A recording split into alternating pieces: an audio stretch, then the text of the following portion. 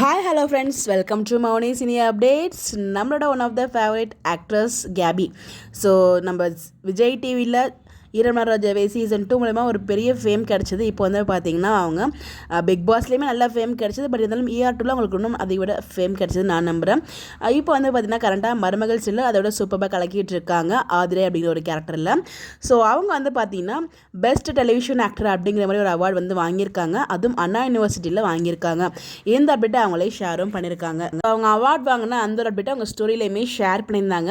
என்ன சொல்லியிருந்தாங்க அப்படின்னு பார்த்தீங்கன்னா, Anna university you are great, thank you for recognising me as a best television actress அப்படிங்கிற மாதிரி. அதாவது அவங்களுக்கு ரெகனைசிங் வந்து கொடுத்துருக்காங்க, ஒரு ரெகனைசேஷன் கொடுத்துருக்காங்க பெஸ்ட் ஆக்ட்ரஸ் இன் டெலிவிஷன் அப்படின்னு சொல்லிட்டு ஒரு நல்ல ரெகனைசேஷன்.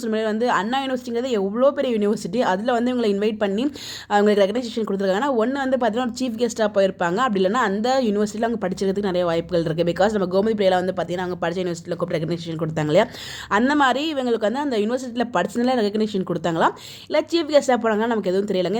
இந்த ஒரு அப்டேட் மட்டும் தான் அவங்க ஷேர் பண்ணியிருந்தாங்க. பட் வந்து பெஸ்ட் டெலிவிஷன் ஆக்ட்ரஸ்க்கான ஒரு அவார்டு வந்து வாங்கியிருக்காங்க. ஸோ அவங்களுக்கு நம்மளோட சார்பாக மிகப்பெரிய வாழ்த்துக்களை சொல்லலாம். இவங்களுக்கு யாரெல்லாம் விஷ் பண்ணுறீங்களோ மறக்காமல் கமெண்ட்டில் விஷ் பண்ணுங்கள். இந்த மாதிரி அப்டேட் தெரிஞ்சுக்க நம்மளோட சேனலை ஃபாலோ பண்ணிக்கோங்க. Bye bye.